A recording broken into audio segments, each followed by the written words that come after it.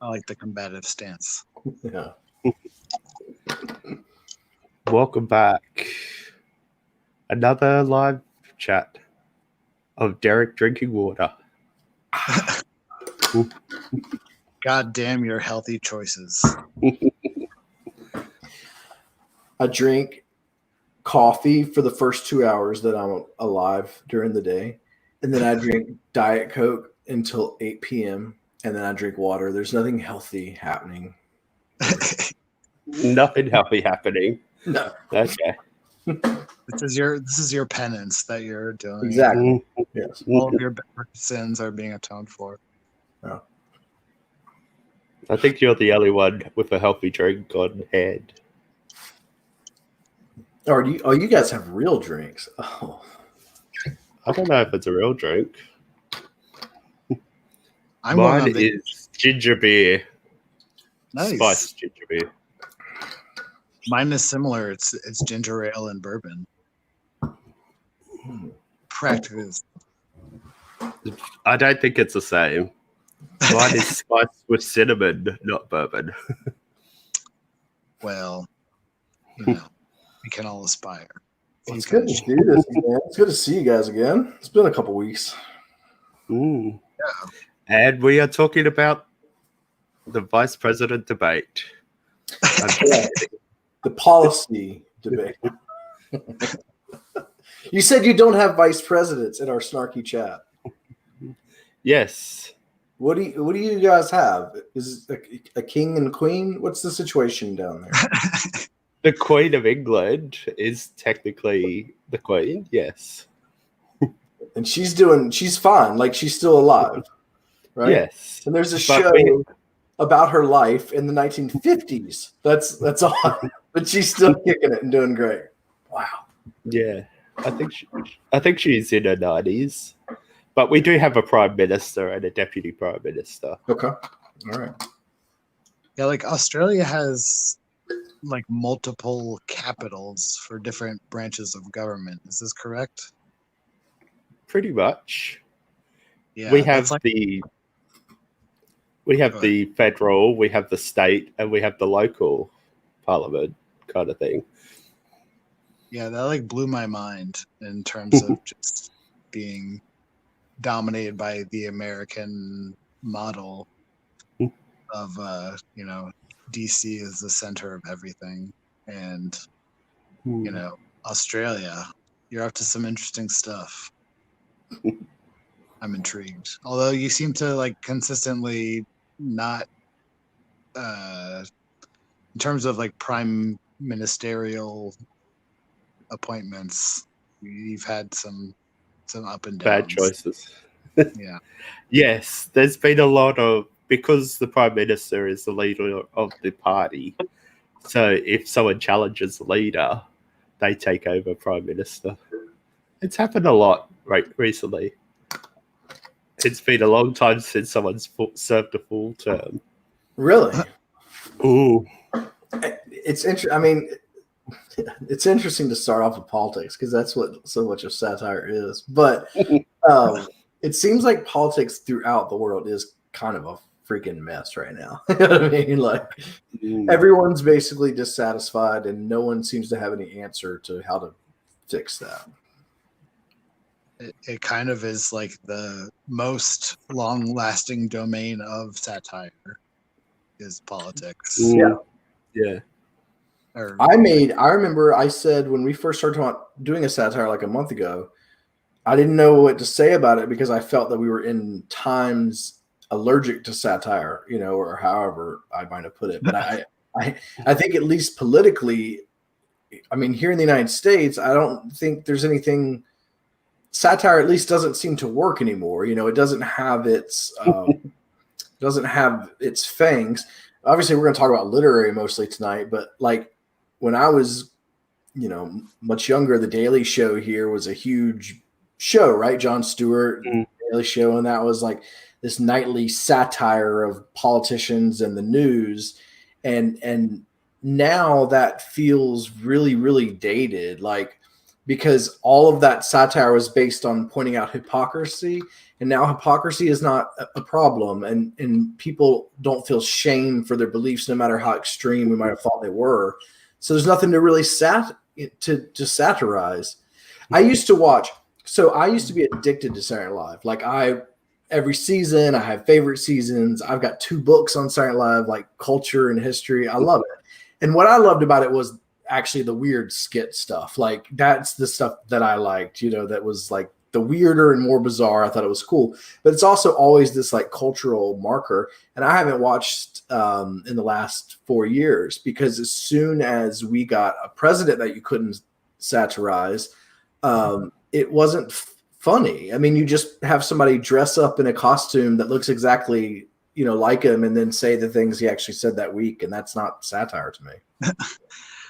Yeah, I don't know that it's a lack of efficacy versus just a prevalent awareness that we are living inside of that sketch that seemed so the premise seemed absurd, like on a broad, like affecting my individual reality level. And now it just is like, yeah, I'm freaked out every fucking day. People are doing random shit and lying all the time, and it doesn't matter. Like, and that's kind of a thing. Like, okay, so I'm the glasses wearer. Well, Michael, you're also glasses wearer. You have the right to invoke this privilege as well. Oh, okay, Derek. Yeah. Now you've entered the arena. Now we've got a nerd fest. Anyone can dethrone me at any time, but I was like, for the purposes of this conversation, I was trying to find some definition of satire, and interestingly, this is my lighthearted nerd tribute. The word satire comes from the Latin word satur and the subsequent phrase lanx saturna. Satur meant full, but the juxtaposition with length shifted the meaning to miscellany or medley. The expression lanx saturna literally means a full dish of various kinds of fruits. And I'm fully in favor of a mixed dish of different kinds of fruits. That's just like general vibe. And also, I feel like our conception of satire might be different from the like founding definition. This is so important in American politics. Is what do the founding fathers think? So this, I guess, initially this term was supposed to just mean something that wasn't so constricted by like plot and character, and was more a general commentary on like life around the story that's being told. And it could just be like any mixture of things, like almost like I was thinking kind of SNL, like it's just like a series of sketches. Like they don't necessarily have to do anything with one another, but the purpose is to like provide a narrative in which we're just like engaging with various aspects of like what's going around us right now. That's kind of like the most loose general conception of satire that I can that I found, I guess. I looked at Michael, you sent a thing on the 3 different types. Yeah, there's 2 main types. Yeah, I mean, I think the main type people assume it's lighthearted and funny, and that's what they define satire as, just being funny, making fun of the situation. I forget what type that was. That was Horatio. Yeah, because it's based on Horatian. And what I found interesting about looking at the examples, so one of the aspects of Horatian satire was light social commentary. So, like you said, like lighthearted, like not super gripping and biting, which some of the others that we'll get to are. But I thought it was interesting. Dr. Strangelove was one of the examples on just like a page I found or whatever. And I thought that's not I didn't take it very lightly. I mean, I did think that we were discussing the end of the world. I mean, you know what I mean? Like, this was kind of weird to think about the satire. So much of satire really has to do with the reader. I mean, I not want to go backwards to Bart's and that thing, but I mean, it really has to do with your relationship to the subject that is being satirized, as to whether it is lighthearted or whether it is biting and serious. You know, if I saw, you know, a satire of Christianity, for instance, and just full disclosure, I'm not a Christian, so that to me is going to be fairly lighthearted, you know, and it's just going to be kind of funny and whatnot. But for someone who's a Christian, that might be a very, you know, biting and whatever sort of satire. So I think it's interesting that it kind of depends on the audience and the reader as to how it's taken. Yeah. I have to stop you. As a PK, I need to say, Dan, you're doing the devil's horns wrong. No finger, no thumb. No just thumb. Oh, okay. Sorry. Satan, please bless this podcast. Sorry.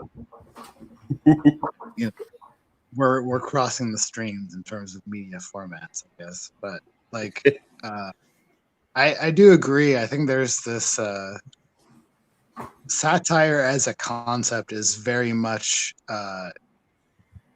it's this it is like encapsulating weirdly our previous conversation about like the author and authorial intent, because like I think at least my general like conception of satire when we first started talking about this was like it is, you know, speaking truth to power, you know.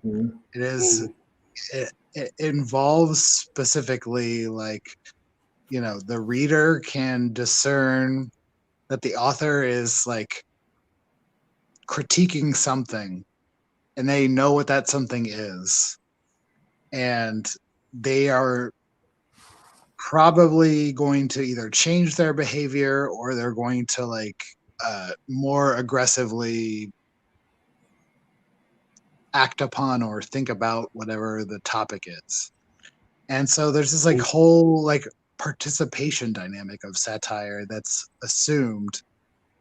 And I guess there's like a question about like what makes good or bad satire, effective, non-effective satire. Like usually like with fiction, there's not this burden of like changing the world. Like you just, you know, make your statement, or, you know, you create this landscape where people can enter into and form their own conclusions. But like satire in particular, it kind of has like this immediate judgment value, I think, as like a reader or consumer of it, where you're like, is the person making a good point? Is it framed in such a way where a majority of people that need to hear this kind of message actually get what they're talking about? Like there are a lot of like extra qualifications, I think, that this form is saddled with that you would necessarily associate with like just a general piece of fiction or, you know, any other art form. Like what makes a good or bad satire to you guys? Well, we talked about Horatian. I really like Juvenalian satire, which is the more scolding and let's point out all the problems here. That stuff I really enjoy. So that's where you get like the Dostoevsky and like American Psycho and stuff like that. That kind of satire.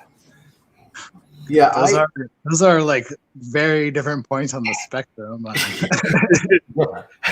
Well, I was trying to think of one that people might actually have read.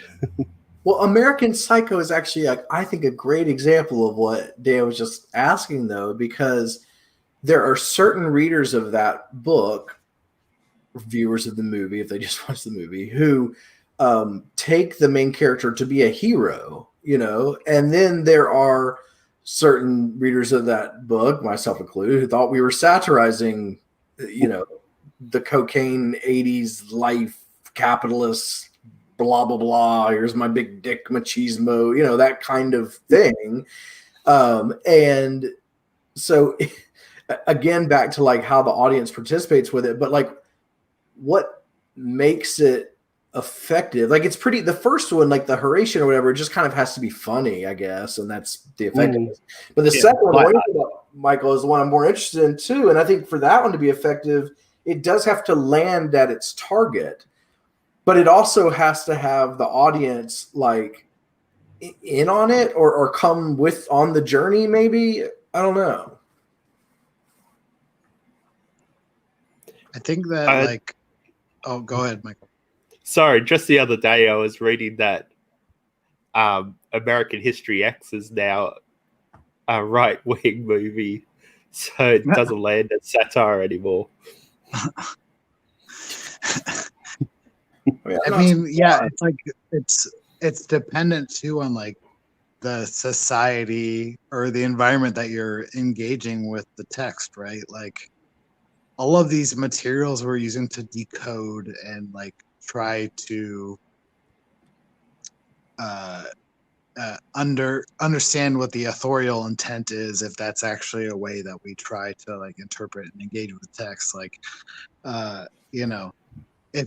if Nazis are like pretty cool in America at the moment, I bet American History X probably hit pretty different.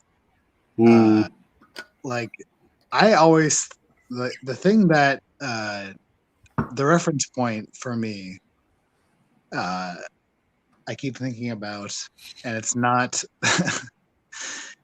I don't take pride in this, but like, so I grew up playing a lot of video games, and it seemed to me that the way that like games became okay with just like making it all about killing things all the time was it was always either robots, aliens, or Nazis. Yeah. Like one of those three things are just like the symbol of people or sentient beings you didn't have to feel bad about just like mowing down in like a piece of whatever weapon you're using.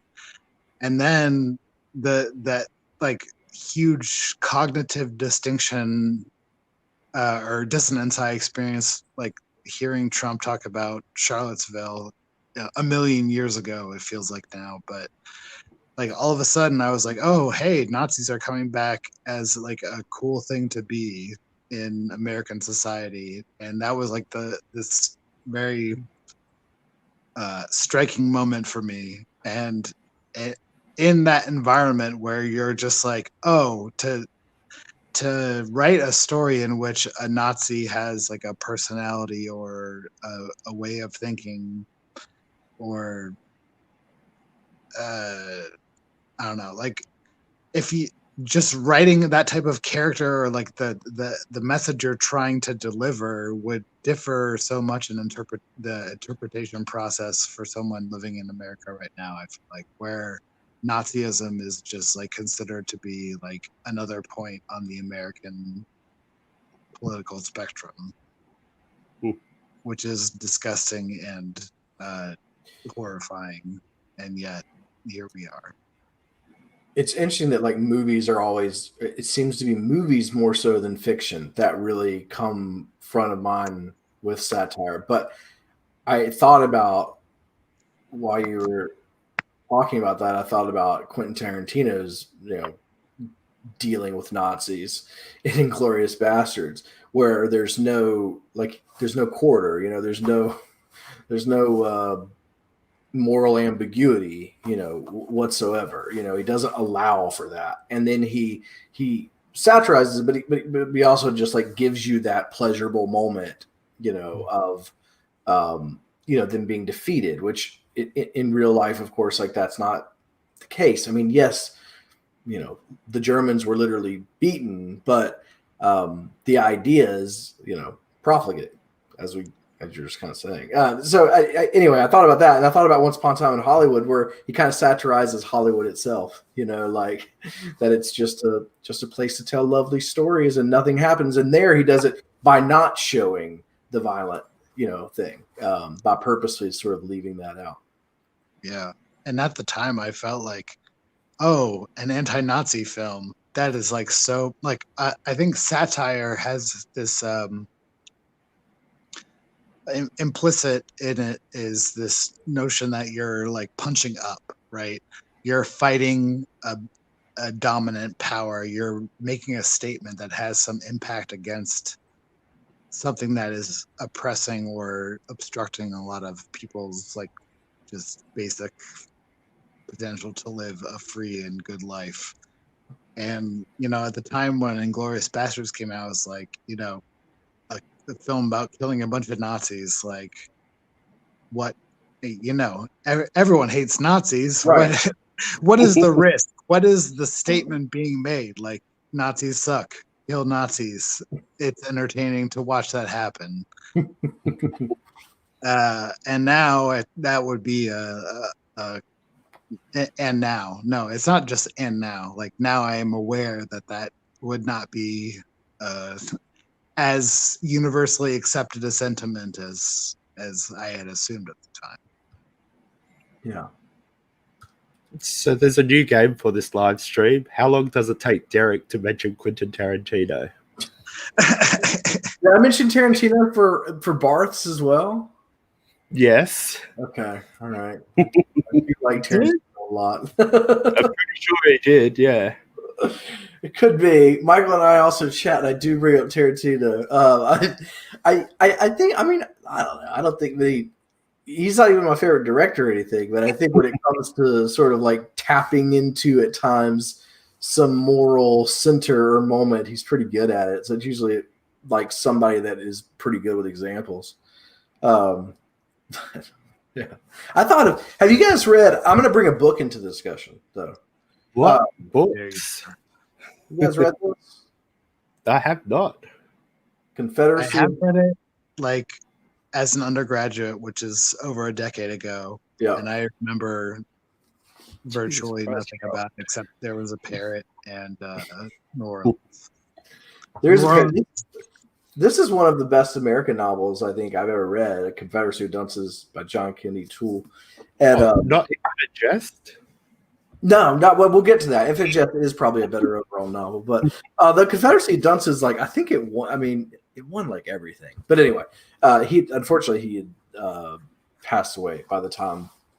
Actually, both authors killed themselves. That's like kind of odd. That right. Anyway, one of them found no fame in life. One of them too much, perhaps. But a Confederacy of Dunces, I was thinking about because it has that first type of satire. It's just very funny. Like it's ridiculous, it's absurd, it's lighthearted, and it's satirizing intellectuals and campus life, academia type stuff or whatever. And it's I as I was looking through my shelves to try to find some stuff that was satire, it was the only one I could find that was of that first variety, like of that sort of like lighthearted. I kind of thought Pynchon's Inherent Vice, like satirizing the 70s, but those are the only two close. Yeah, Michael won't read it because it isn't No, I know, and I can translate it into Australian if you like. I'd like to see you try. I don't know you speak. Pulitzer Prize. That's what it was. He won the Pulitzer Prize. Yeah, not while he was alive. Translate that into Australian? An American. He won an American Journalist Award. You would have said US. I did. No.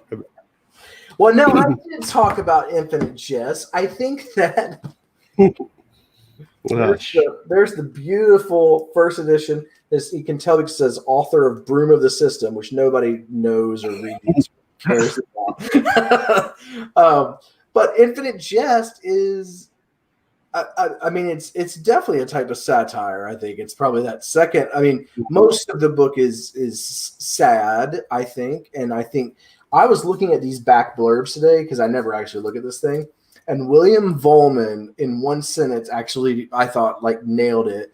a brilliant depiction of the loneliness of addiction and of modern society, written both from the mind and from the heart. And I thought that loneliness is exactly what I got out of that. And it's, of course, as you say, Michael, it's bro lit. I don't know why it has, what is it, every 3 weeks, like on Twitter, like it has to be made fun of, and like we've got to like relitigate Infinite Jest. That why? I don't get it.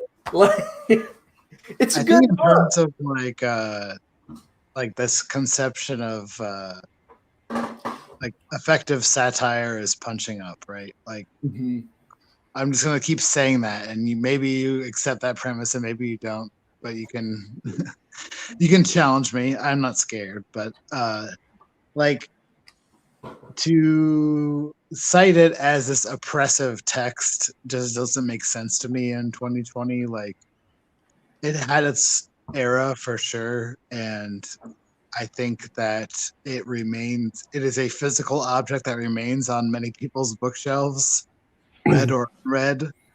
And like for me, I did read it in a non-traditional sense of listening to it on audiobook and not actually engaging with like a majority of the footnotes, because I am a father of 2 small children who any object held in my hands not immediately presented to them is an invitation to either try to steal it from me or like smack me in the face with it, or I don't even know. But anyway, do you have videos of getting smacked in the face with it? Oh, the videos I could show you. This thing would hurt to get. It becomes an object of curiosity as soon as it is in my hands. And anyway, it's not possible for me to read an 1,000+ page physical text in my life, and so I committed the sin of listening to it. And also, this audiobook was just like, if you want to listen to this footnote, reference PDF 94, blah blah blah. And I was just like, not going to do it. I'm going to live my life. I'm going to experience it to the fullest extent that I can. But anyway, like my biggest, I think that Infinite Jest is like, it is a quite satirical text. Like it has a lot to say in terms of like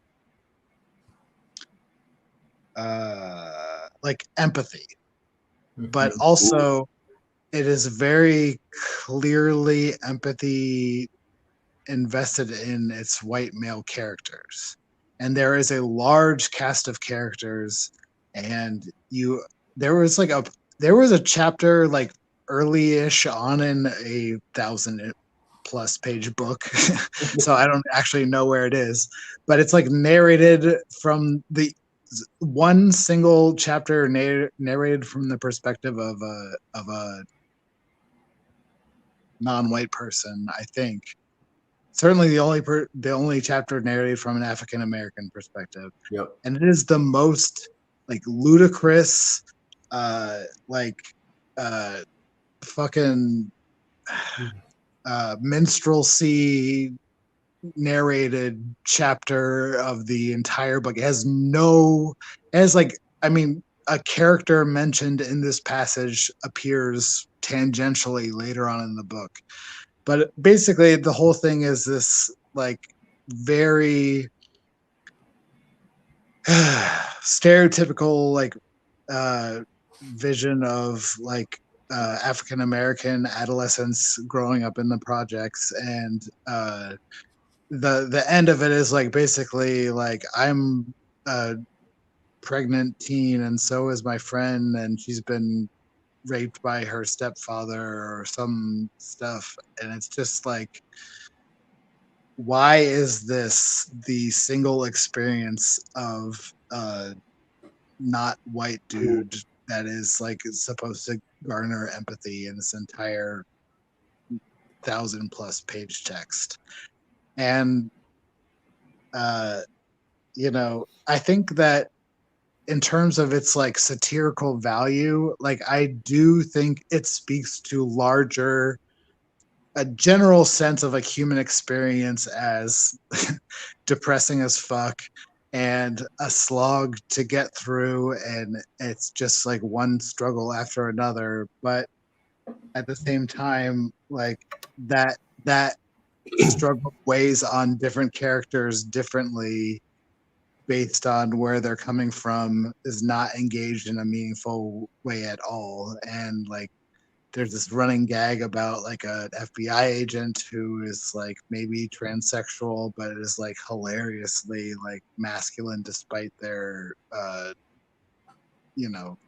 form of dress. And it there's this like weird context of like satire and comedy in general where it's like you can't take anything like too seriously, but at the same time it's like you don't have a better joke to tell about that. Like a lot of shit came off as like super corny. Like I still remember the like critique of like how major like sports were turning into this like huge corporate entity, was that like the one of the characters in this novel was an NFL kicker, and he had to like perform do this like skydiving stunt as part of, because their mascot was like the phoenix or something bird related.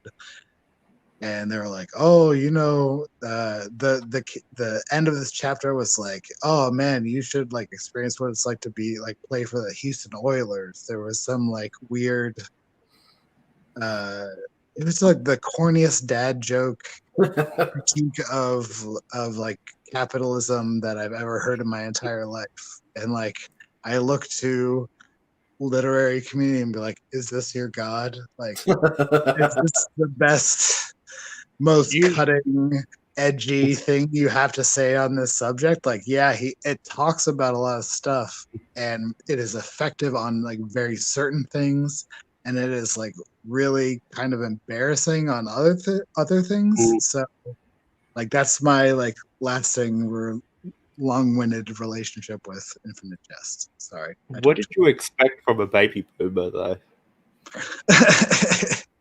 He was a boomer? Nah, he's Gen X. He's a boomer. Is he really? He is. The face of Gen X. He is the face of Gen X, but he's a baby boomer. I knew it. Well, yeah, I mean his jokes are bad. I mean, this is totally separate. But I mean, the problem I have with the thing is it is an extremely conservative text philosophically. I mean, he is extremely, at least socially conservative. I mean, in many ways. But anyway, it's interesting. Not many pieces of literature become a sign and symbol of themselves, whether you have read it or not read it. And Infinite Jest is that. I mean, its presence on a shelf means something, signals something. Even having a conversation about it means something, signals something. And I'll just say that me personally, like I saw somebody on Twitter make a point the other day as everybody's talking about it. God, this thing was published in 1996. Like, there's nothing else that's been written. And I kind of had the same thought, like, I mean, I wish that there was more books like this that we, fussed over and talked about. Like, it just seems like there hasn't been a major sort of, I don't know, literary thing or whatever, like. Consensus is for normies. All right, well, that satire does not. We're too cool for like a book that's talked about outside of the three of us. That's true. Yeah, that's true. Has anyone read A Modest Proposal? I haven't. It's been a little while, but that is like I don't know if you have Adult Swim or Cartoon Network access in Australia, but like I always think of, there's this cartoon called Sea Lab 2021. I know it. And basically they're introducing a modest proposal in the context of like a pregnancy scare, and this person is trying to it's like giving this potentially pregnant woman a copy of a modest proposal, and she says, "What's the book about?" And he says, "Eating babies." And yeah, it definitely has that like transgression, right? Like for a text to be satirical, it has to feel like it is. It can't be comforting. It has to be something like as extreme as eating babies. Like that, no one would be talking about a modest proposal now if he didn't fucking go there to say like, this is my political point I'm making, is like your solution is the opposite of eat the rich, you know? Like it would have solved the great famine they were having. You know, Jonathan Swift, he was a man of ideas. He should have got into politics. Or not. Who would want to at this point? No. This third one, Minopian. I don't understand how that's different than Juvenalian. In my little like masterclass thing, it says Minopian satire casts moral judgment on a particular belief, such as homophobia or racism. But I don't really understand how it different. It felt very similar. Yeah. I guess the only distinction that I could get out of it was like, so this also ties back to our conversation about like the death of the author, authorial intent. Like Manopian, or however you pronounce it, it's not about like the reader knows when you say Steve, you're really talking about Donald Trump or whatever. It's more maybe about like a general mindset or like a specific set of attitudes that you see as being like prevalent in your culture. Maybe like it's less about like, oh, I'm getting this like sick burn on, you know, X, Y, or Z people we all hate or that are doing shitty things to us, but more so about just like a social commentary writ large kind of thing. And so, you know, I don't know what speaks more to me as a reader, and I kind of resent any book in which I am supposed to like immediately map on my experience like onto this other specific set of reference points. Like I just hate that. I hate that as like a book review. I hate it as a reading experience where I'm just like supposed to like the whole thing is just trying to figure out what the author meant. And then, oh, okay, once I know that, you know, X character equals real life person Z, blah, blah, blah, then I get it. And that was the whole trick of reading the text. Like I'd much rather have something that's more ambiguous. And I guess that framing of allows you to have more of that where it's just like it's not the bite or the impact of the text isn't so reliant on you knowing who the author is like really trying to like tear down. It's more about like a general set of attitudes that are prevalent and might recur and still continue to have value to the person reading like 50 plus years later, I guess. I think I want to ask about a particular, and I thought about this as I was going through my shelf. I know Dan has read this, and it's a translated work, and I think Michael's read it. One of my questions about satire in like current times is, does it have to be funny? Like, and the reason, so I'm thinking of The Factory, and I'm not going to be able to get her name because I know Dan just got her newest book. I do know David Boyd is the translator, and I only know because he's at UNC Charlotte, which is fairly close to me, and he sent me a really nice message once. There we go. The Factory. Yes. So the Factory, as I was looking through my bookshelves, certainly we are, if we don't have to be funny, satirizing, like our work life, and in particular, like, well, not my work, like blue collar work life, you know what I mean, at a factory. But it's not even trying to be funny, you know what I mean? Like, and I was looking through like literally my bookshelves and thinking the stuff that I have that would be considered satire, since I read mostly like serious and a lot of translated works, are not funny. They're like that. Do you know what I mean? Where it's like, it's biting and it's harsh, but again, not funny. Does satire have to be funny? I actually had the same question written down. Michael, what do you think? What's a good non-funny satire? What's a good non-funny satire? That's a good question. I was going to say The Master of Margarita, but that's pretty funny. We're also going to bump up against Michael's sense of humor, which means like, we may not find an edge.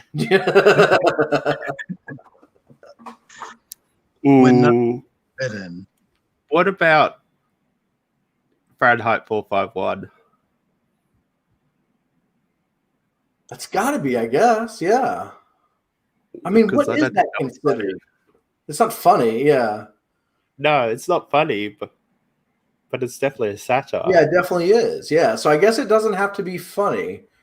No. I mean, I guess like the sole criteria is the viewpoint you're making fun of has to exist somewhere. And I think that Ray Bradbury believed that when he was writing that text. I don't think in America it wouldn't have had the popularity that it has if book burning and censorship and this sort of thing were more broadly accepted.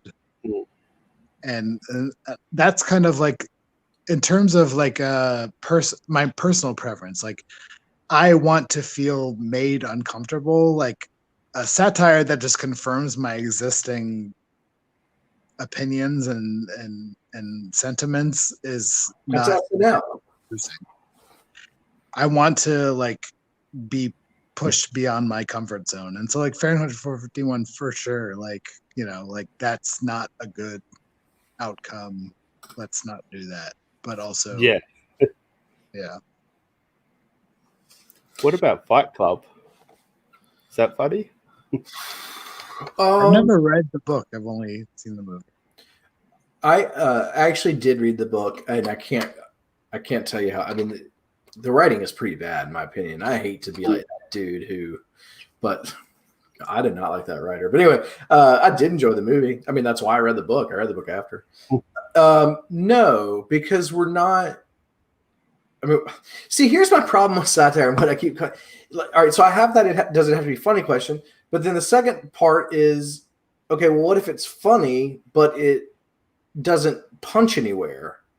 Well, anyway, Fight Club, there are definitely some funny things and stuff. I think in retrospect, the mental illness stuff might not be handled, that great.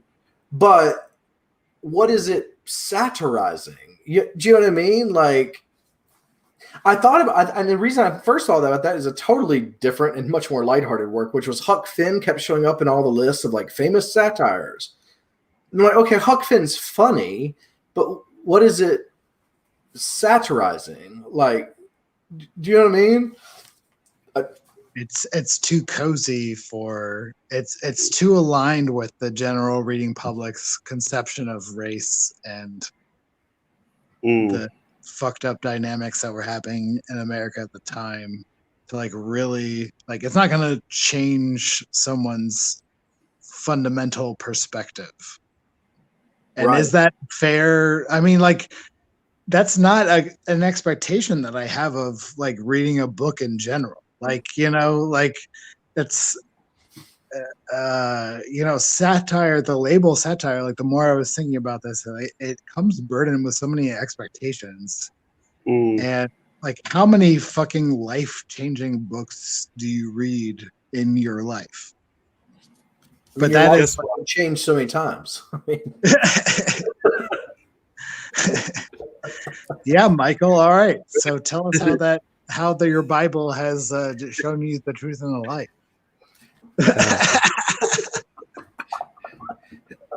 Derek just got cancelled. So I said, recently a translated one I did a review on. I read my first Walser, Jacob von Gutten, and I thought this was satire. I thought we were satirizing, this academic institution, and I thought it was hilarious.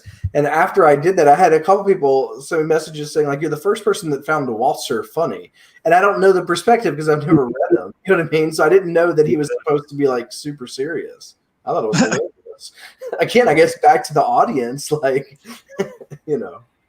What struck you as hilarious or well, what?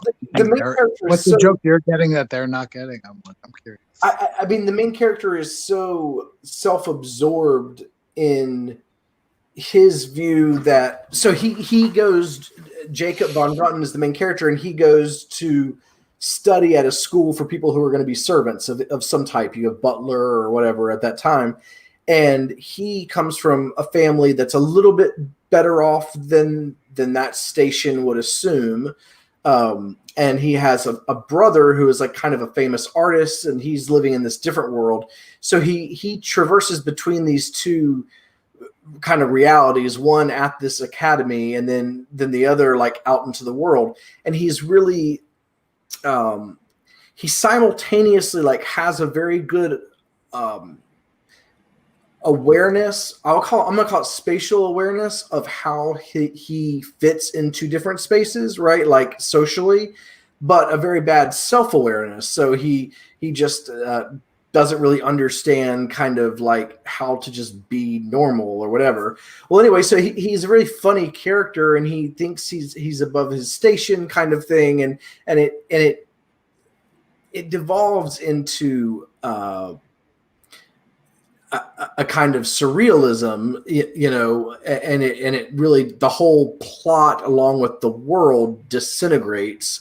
But all the stuff we're leading up to is just funny. Like, it's funny watching him pretend or try to be better than the students and the professors and try to teach them, but then while also like being in this sort of like artsy whatever world where they're astounded that a little servant boy would be so witty, and just like just the way that it's written and stuff is very funny. That it's like, I don't know, just the facts that he chooses to observe, and then the way that he kind of skewers the schooling, while you, the reader, are kind of in on the joke because you see him as an absurd person, you know what I mean, who is in this place that's clearly not of his class, and so he doesn't understand kind of the ins and outs of it or whatever.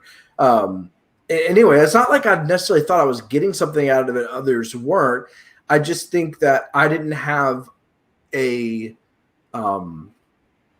history or a background at all with the writer or the work to know like what place it had, and I do this with a lot of like classic translated literature where I pay no attention, like I do not know, for instance, what Thomas Bernhard is about, and I'm about to start reading my first one of that, like if I can, I try not to know. I mean, for some stuff like Proust or whatever, you just can't avoid it, but like, and for that one, I guess like he's just known as a more serious surrealist, more in the vein of Kafka or somebody, and not a satirist, but I read it as a complete satire.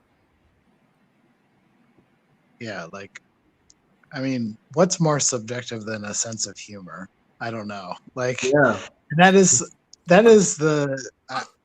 There are definitions of satire that say like humor is not a necessary component, and so like I guess the question is if. So like. It's such the more you think about it, the more ambiguous the term becomes. Because if it's primarily about its impact, like if it's more about like critiquing and like changing people's minds, then what's more satirical than just like a straight up like policy document that actually is passed into law and changes the general conditions of like your countrymen's lives, but no one would look at that as a satirical document. So it's clearly some more creative framework is required. But then you get into that like creativity aspect of it, and like what differentiates satire from just like a quote unquote genre piece, like something that is like clearly aware of building upon established conventions, but is intentionally like tweaking them somewhat. And like a lot of pieces that achieve critical success, general like popularity, have that awareness, have some larger statement to say maybe than is generally said in you know whatever is popular in their genre at the time, but it wouldn't necessarily be classified as something apart from like science fiction, fantasy, horror, whatever. Like it's still a horror novel, it's still a fantasy novel, but it seems to at the same time be critical of building upon, having something to say about the genre works that have come before it. You know what I mean? Like how is satire different from just someone who's pushing the creative boundaries of their like chosen area of interest? I was just thinking how heavy satire featured in my like high school syllabus. 1984, Brave New World, Fahrenheit 451, Lord of the Flies. Like, you know, I mean, these sort of the touchstone. What was the other one? Animal Farm. Oh, Animal Farm. Yeah, yeah. I mean, it seems like it's a very it's taught really regularly at a certain level, even like high school before undergrad. You know, like and in that way, like some of the stuff, and Animal Farm's a good example. Lord of the Flies is too, where it's like it's pretty simplistic as you get older. You know what I mean? Like, you know, there's not a lot of meat on the bone literary wise. I mean, it's kind of like, all right, here's this one neat trick. You know, The Lottery is a little bit like that, right? The Shirley Jackson short story. I mean, it's great, but like, how many times can you read it? I mean, once you get the thing at the end, you kind of got it. And that's one area where I think satire, at least popular satire like that, kind of it fails in a way. And for me, because it's not that interesting as a literary thing. It's not really a reread or anything. It's like, okay, you made your point, you got in and you got out. You know what I mean? And so I wonder if it's not like part of the problem that we have in sort of defining it and talking about it is that we don't really read a lot of this stuff as we get older, if we're like us and we get super into literature, you know what I mean? Because a lot of that satire is sort of a one-trick pony. Even A Modest Proposal. I mean, I haven't read it, but I know the thing. I mean, is there more to it than the thing? You know, like, yeah. It's just good ways to teach people how to analyze text. Yeah. And like, it's good. Like a 9th or 10th grader, Lord of the Flies is a good way to, you know, show them, you know, how, you know, how this would apply in a broader social situation. You know what I mean?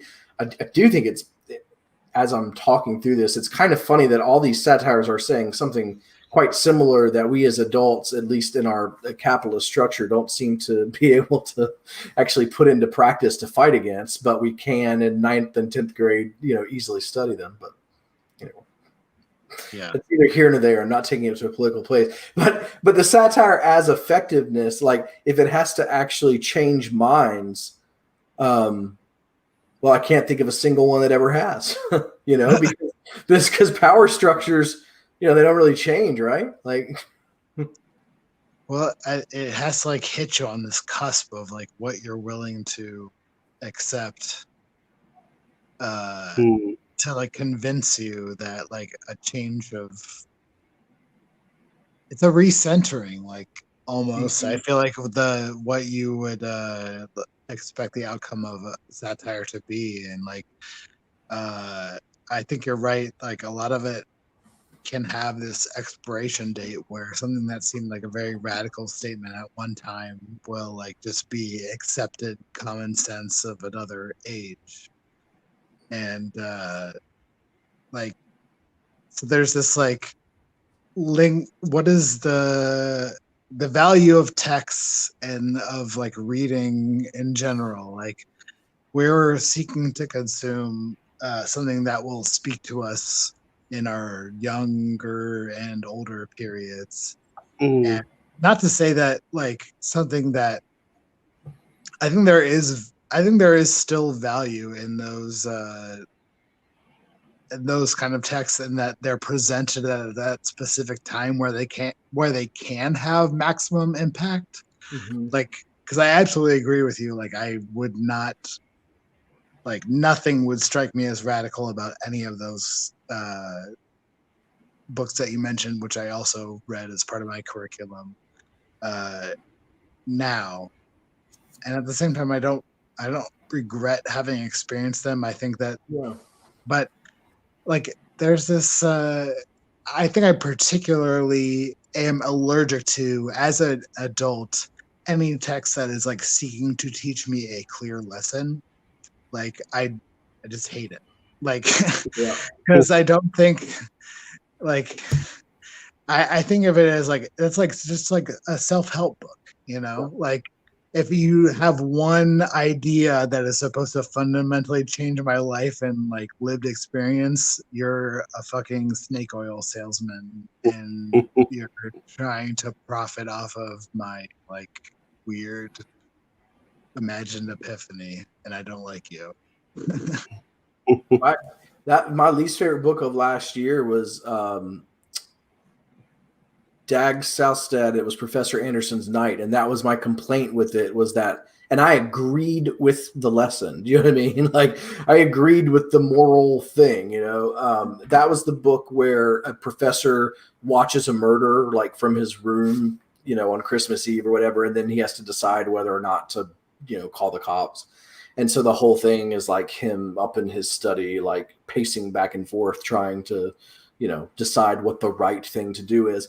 And it comes with this clear sort of neoliberal lesson about, you know, when you are comfortable in a situation and telling or standing up for something would, while you know it to be the right thing to do, perhaps make you personally slightly less comfortable. Most people will choose that option to stay comfortable, right? And I think that that's a pretty good, you know, definition of neoliberalism. But I'm not like trying to get that in my literature, you know what I mean? And I hated how like kind of one note the thing was, because you're just like, he's up there pacing around and you're like, just call the cops, like in this book, and then let another thing happen. Like, I you know, you hate to think about the writer who's writing this like scathing satire of something that seems so controversial and out of the norm, and then by the time it's published, it's like, oh shit, you know, everyone accepts that this viewpoint is shitty. Like, we got there. And that's like, I think satire happens like in so many places outside of literature these days. Like, maybe that was the primary mode of consumption, like for I don't know how long of human history, but like, just like Twitter is so good at roasting anyone who has a bad opinion or anyone who has a good opinion. It's good at roasting everyone. Satire, imagined good and also actually good satire, exists on like a constantly churning basis on social media. And it just, you know, it's not dependent on like a novel length treatment in the way maybe it was originally. I don't know. Well, and I think this ties into what you're saying about not liking the lesson thing, like, and also authorial intent. Maybe all of them will come there, but you know, the whole thing about when you are reading satire like that is you can see the author's hand too clearly, and like whenever you're in, a great book or whatever, like you want to lose that, you want the author to be in your thoughts and you want that to be the narrator and stuff like that. But you do want to forget momentarily that it's being guided. Like you want that to be kind of a magical experience, I think, where, they're so good at it that you forget that these things aren't real and you get to just, by sitting there and reading the text, go somewhere. I mean, that's stuff that any of us who liked reading at 7 and 8, we kept up with, right? And with satire and that lesson type thing, you're just seeing the author too much on the page. I think it's probably another reason we've moved away from metafiction as super popular, because like the form and stuff was funny and interesting, and it was kind of cool to see it. But now, like the fourth wall aspects, like they're no longer, okay, we know someone wrote this. I want to be transported a bit, or I want to be, I want the escapism. So maybe in that way, like literature, at least right now, is particularly not great at it because it's not the kind of thing that we're looking for. Good point. Yeah. I can't go and argue against it. It's such a huge investment of time. And I saw a comment that was Nicole, I believe, was saying that TikTok has great satire. I absolutely agree. I fucking there's a TikTok of teenage girls reenacting Trump's soup discussion about protesters having illicit cans of soup because they're easier to throw than bricks, and they have the cover story of that it's just soup for their family. And that was, that I was singing Whitney Houston. I did believe that children were our future when I was watching that TikTok. I was like, I could see it. They do have that like fresh. Yeah. It's a weird intersection of like, there is a time in your life where you're like, fucking anything is possible. I see this happening all the time. It's stupid. It's producing bad results. I hate it. Why is this like recurring in my life so much? And then like as an adult, you just kind of get used to it, and like your receptiveness to imagining alternatives becomes dulled. And I don't know, like, yeah, like satire feels like very kind of YA in a weird way, because it's like it's like weirdly time and reader experience sensitive form, but at the same time, like you could say good satire is, it doesn't have that like diminishing returns over time. I don't know, like it's a surprisingly broad category the more you think about it. It is. I love TikTok. I think it's the future of comedy. I think there's a reason that people want to ban it and stuff like that, because it's like comedy belongs to young people too, in a way.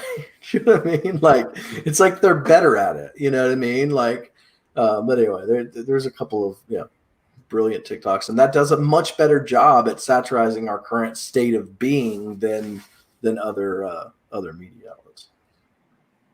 Yeah, I mean, I think I can't imagine Dan on TikTok. How can you say what you want to say in 60 seconds? I certainly can't. I aspire to be a guest feature in my children's TikToks, and whatever. They go, nah. Assuming it still exists when they are within social media. I think TikTok will be better without the Americans. Oh yeah, probably. I mean, I can't think of much that wouldn't be. You know, at this point, I mean, you know. But I like the thread we kind of have been on, and this idea of satire as maybe a single dose type thing. I mean, like, you know, the YA is a good way to put it. Another way I kind of think of it is like you take it once and then you're kind of like, okay, you know, I got that. That was good. But it's a little hard to sort of go back and critically analyze, because it does to me have one trick it's usually trying to pull. And if it's a good one, that's great. It'll classic and it'll be taught in high schools. But it will be difficult to convince our generation to keep reading that. Do you know what I mean? Maybe you can have element of satire, but when satire is the only thing, you know.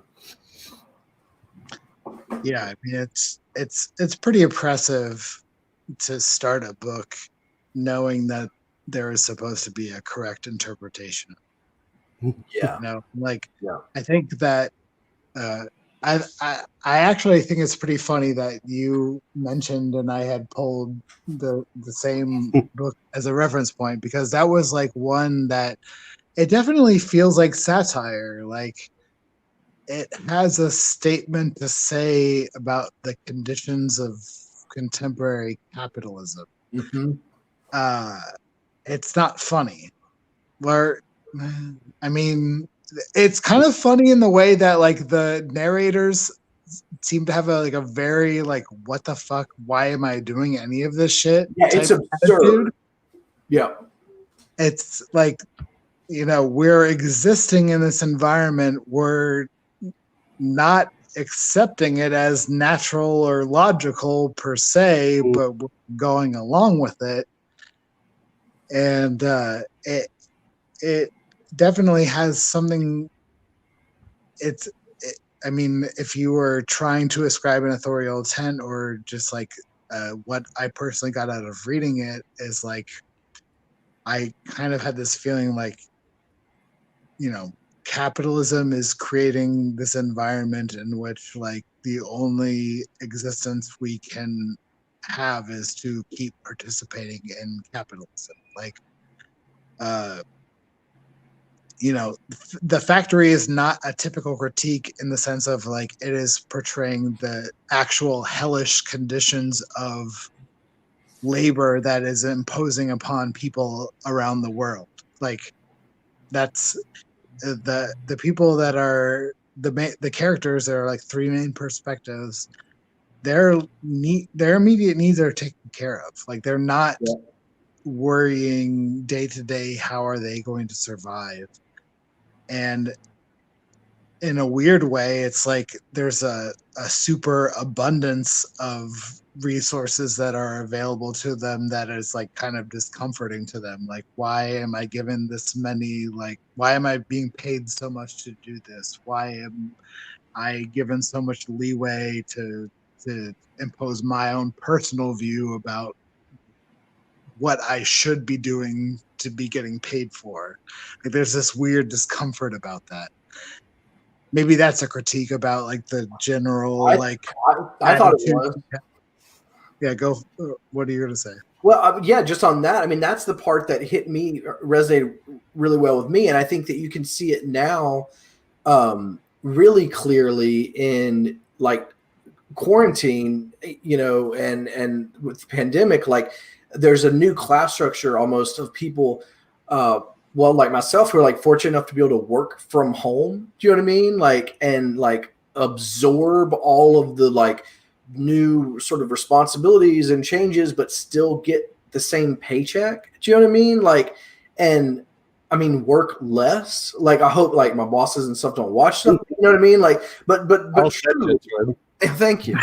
But do like kind of work less, and you see that like your the 8-hour structure or whatever. Like, I mean, I just think about her, that character in the Factory, walking around studying moss, you know, for some like who knows why thing, you know, and I think about then comparing that to a lot of white collar desk type jobs where in the course of a 40-hour week, how many of those hours like was some necessary work done that has pushed any objective forward, even if that objective is just making more money? Sometimes the answer is like 2.5, you know, and when you do it from home, maybe that 2.5 is all that's done, kind of thing, you know. So I thought of it in terms of, because the factory was such a savior for the town, and so I know it's kind of misleading that it's called a factory, because when we think of factory here, right, like we think you are going to see the hellish like conditions and whatnot, but instead it was actually very comfortable, like you said. I mean, there's like the editor, there's like stapling and scanning, you know, like and then like I said, the person studying moss. So it's definitely like I think a translation thing that might have worked is something like the campus, because to me it read and felt more like an Amazon type campus or a Google type campus than necessarily a factory. I believe she says throughout the work that she does not know what the factory makes, you know, and I always thought that was like an interesting aspect of it, you know, like don't know the purpose of it. So anyway, yeah, I didn't want to interrupt you on that, but I did think that it had something to say about, you know, the syphilis, however you say that aspect of work, where like, you know, when you're one of the lucky ones that has a job at the factory, you know, you then have to question like, what's the value of the thing I'm actually doing? But of course you can't ever question that openly, because you're one of the lucky ones. And so you're given this level of comfort through money. And like, what is really weird to me is like, I believe, if I'm reading this cover material correctly, it was originally published in 1983. Like, wow. I mean, I know that she was like, this was her first novel, her first like published long form work, and it speaks so much to contemporary working conditions. And I don't know if that's just like a commentary on like how you know, all progress of capitalism is illusory, and we've all been in this system all along, and we're not like fully grappling with it. And that something written, you know, before I was born, that can't be right though. 1983, like I just can't. I'm looking at the same thing. There's no. I'm trying to find it, because there's just. If so, I mean, I think you have to credit that. You know, originally published 2013. Although I'm wondering if that's the like first translation publication. No, 2013. No, I think that's. Oh, Yamada was born 83. Then okay, so she's younger than me. That makes me feel really good about my writing career. Okay, so you've got a few years left. Yeah, well, I can't wait to read the whole. But all right, I want to say one other thing about the factory, because and compare it to another satire, which is Sorry to Bother You. So did either of you see Sorry to Bother You? Okay. Have you seen this, Dan? You really need to see Sorry to Bother You. Sorry to Bother You is an excellent movie. The Bootsy Collins, Boots Riley, Boots Riley, yeah, Bootsy Collins, Boots Riley. Yeah, it's late. Boots were involved. All right, since you have not seen it, I won't make the 1-to-1 comparison, and I'll just talk about The Hospital to say that, Michael, have you read The Hospital? No. Okay. What's The Hospital?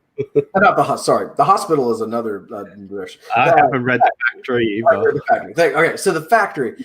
The ending suggests that the only escape is essentially impossible, you know? And so in that way, of course, it's not prescriptive, and it doesn't have to be, I mean, to be good or anything. But thank you, man. Sweet death. We all look forward. But it reminded me of Sorry to Bother You as well, which I thought had a similar take. I mean, some people think of it as, you know, that there is a prescription within that movie. So I'm not giving anything away, but I personally took it as like there's no prescription. And I know it's not satire's job to give one, but it makes it far more depressing. like far more depressing, but also like far more rewatchable, right? Because if it did offer a simple answer, you'd just be like, that answer is stupid and it doesn't apply. And if it but like, I guess, well, maybe that's like a good definition of like effective satire. Is that like it creates that urge, like this shit needs to stop, but also like doesn't satisfy you enough to say like, and this is what we need to be doing, everyone. It's more like this, like it just agitates you and makes you more fucking you know, involved in all the crazy shit that's happening. But like, I guess that I've satisfied my own criteria as I've spoken spontaneously just now, and I'm just like, yeah, like a good satire. It like doesn't satisfy you, doesn't like pretend it's presenting a final solution. It's just like making you more worried about this and maybe giving you a sense of factors you should consider when worrying about that. I like that. Do you want to recommend some satire or? I brought one book I'm going to recommend, and it's not just because you sent me something about it the other day. Actually, I pulled it because of it combines the two conversations. But The Seventh Function of Language. It's a great book. I hate your cover. Do you have a better cover? Yeah. Really? Yeah, I don't really like this cover either. But by Laurent Bennett, translated by Sam Taylor. And it's just funny because literally the conceit of the book is that Roland Barthes gets run over by a car, and in his possession at that time, in his bag, is a paper on the seventh function of language that if anyone was to ever discover, could change. I mean, like you'd be the most powerful politician. You could convince anyone of anything. It teaches you propaganda. But what it ends up satirizing is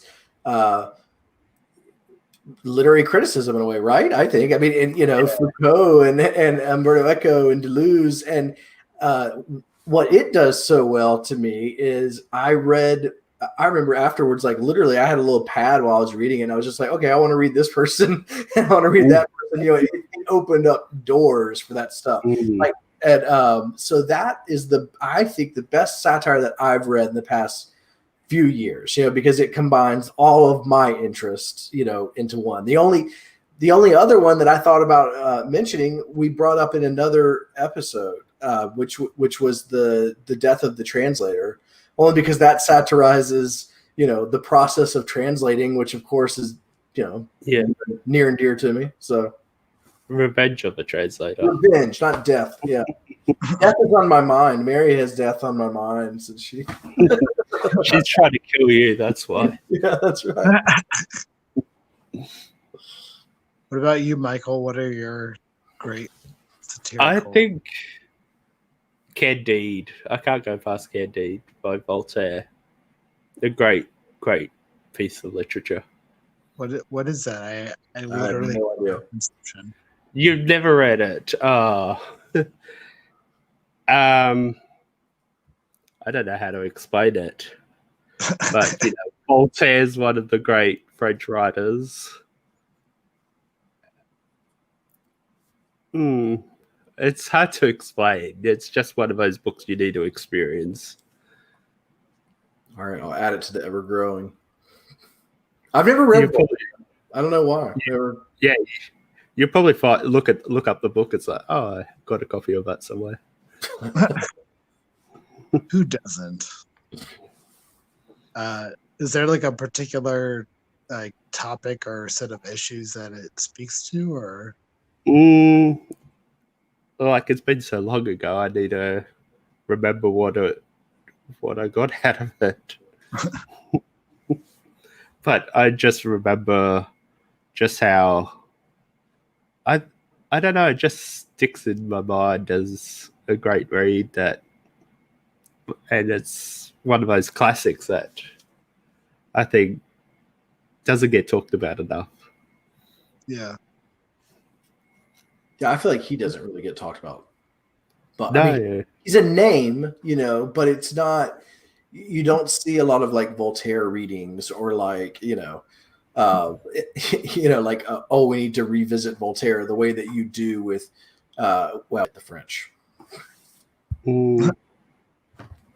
So in terms of, I don't know about great, and also this falls into the category of something I read a long time ago. But you see Dennis Cooper on the cover, so it's good.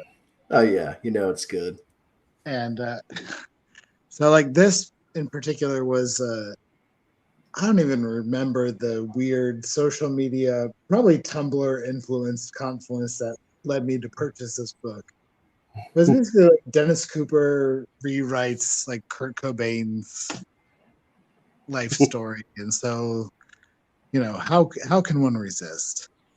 And for those listening or watching, Dennis Cooper is basically the most the twink murderingest writer in circulation today.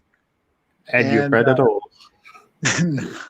I haven't. I don't even remember the conditions that specifically led me to pick up a Dennis Cooper novel to begin with, other than maybe I Googled like gay literature. That's the only thing I can think of. Because it disturbed the fuck out of me the first time I read it. I think Spiral, is that a book that he wrote? They all have like one word title. Closer is the only one I've read. That was the first one. But I read Dennis Cooper for the first time this year. I had no idea the level of importance that he has in at least the American literature scene. Of definitely a certain strand. And, I read Dennis Cooper because I'm messing up her first name. Her last name is Melchor, who wrote Hurricane Season. Mentioned during one of her talks that Dennis Cooper was a big influence. And I knew of Dennis Cooper, but I was just like, I just never been interested. And I was like, well, now I want to read this, because like Hurricane Season's pretty dark and grim. And boy, I had no idea what I was getting into.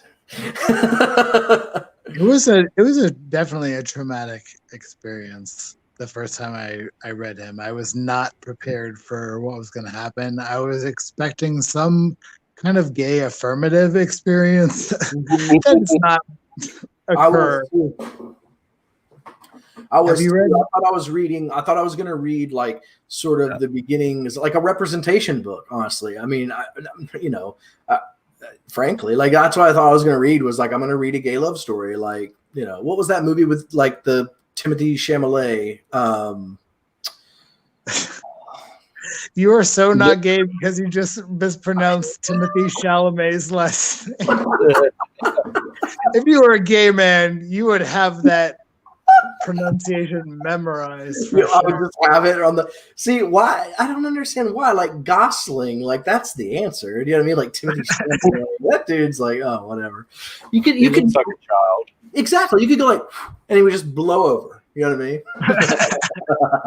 mean? Call Me by Your Name. Thank you, Mary.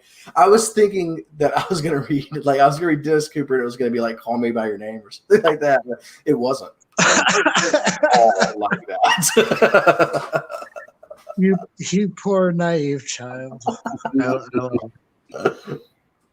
I know. I mean, I'm not just to be clear, I don't lust after Timothée Chalamet. I'm putting that out there in the net, but also I'm that kind of gay dude. Also, I'm the murdering twinks guy. Because like there's this it's a disjuncture and this I think it ties into this the sense of not parody. Parody is the stupid form of satire. Yeah. Satire makes you feel weird.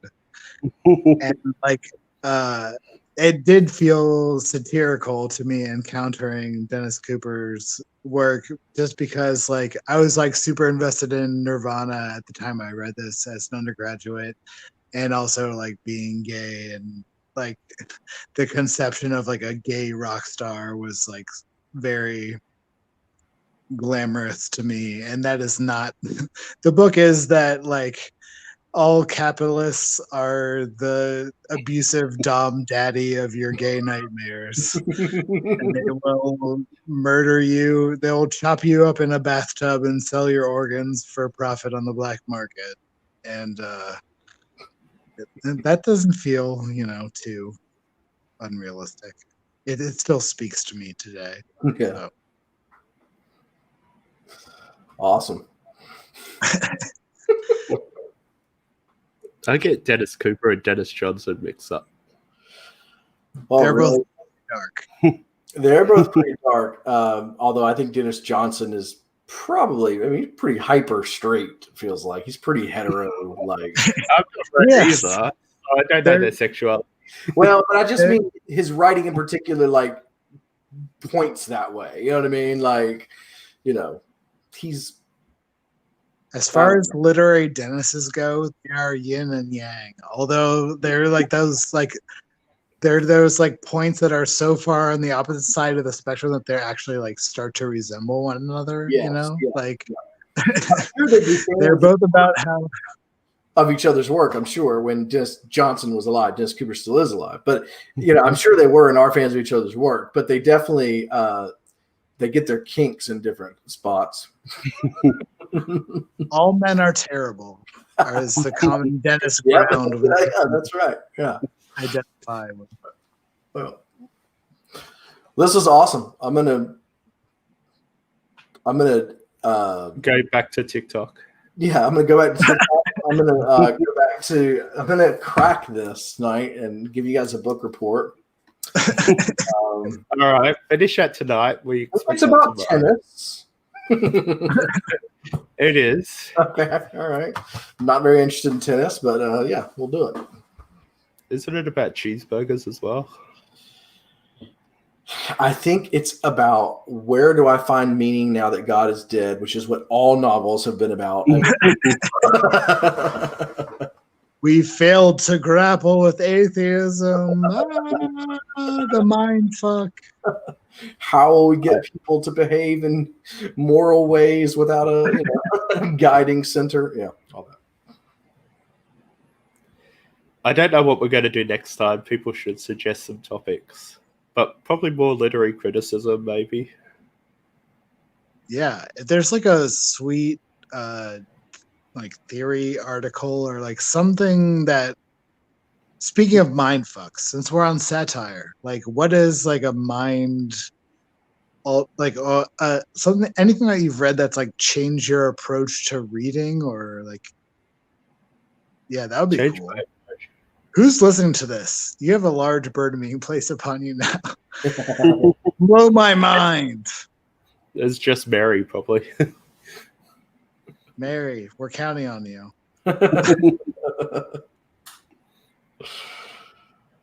All right, thanks, guys. Thank you.